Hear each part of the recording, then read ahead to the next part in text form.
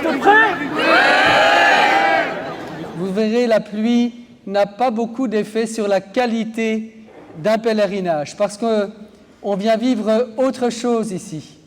On vient vivre une rencontre et on va vivre des moments importants, des temps forts, et un temps fort pour notre foi.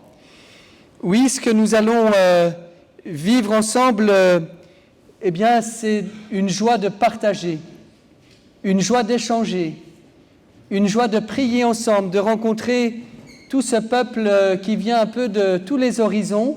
Vous allez voir au sanctuaire, j'ai vu même des Américains là, tout à l'heure, ça vient de partout.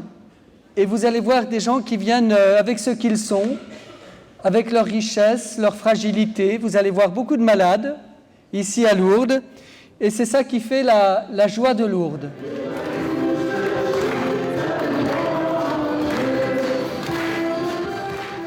J'ai essayé de faire comprendre aux jeunes qu'en venant à Lourdes, il y avait une démarche collective, une démarche de groupe. Ils sont nombreux à être venus, ils ont voyagé toute la nuit, ça a été un long voyage, un long déplacement collectif, mais je leur ai dit aussi que chacun, d'une manière personnelle, allait faire une expérience de foi. Les organisateurs du pèlerinage qui ont organisé ce pèlerinage ont choisi un terme un peu très actuel, le terme de la connexion. Cette connexion, ça parle aux jeunes parce qu'ils sont sans cesse connectés avec leur smartphone, sur Internet, les uns avec les autres. Et j'ai essayé de dire aussi qu'il y a parfois des connexions qui sont fragiles. Dès qu'on perd la connexion, on perd la relation. Et bien avec Dieu, c'est pareil. Dès qu'on perd la connexion, on se coupe de notre source qui est la vie.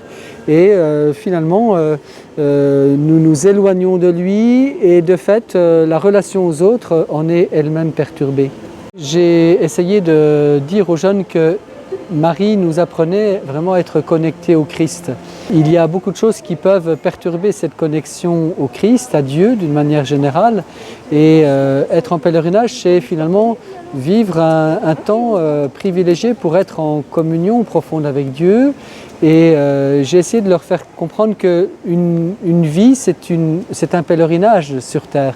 La vie, on peut la comparer à un pèlerinage et durant toute notre vie, nous savons que Dieu marche à nos côtés, il est avec nous et c'est toujours revenir à lui, prendre conscience qu'il est à nos côtés et il donne sens à notre marche. C'est le but ultime de notre marche.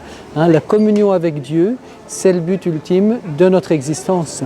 Mettre Dieu dans sa vie, c'est lui parler, c'est vivre ces temps de présence gratuite pour lui, à travers les sacrements, à travers aussi la liturgie, à travers aussi la rencontre de l'autre. Dieu nous parle aussi dans la rencontre que nous avons avec les autres, en particulier avec les plus petits, les personnes en précarité.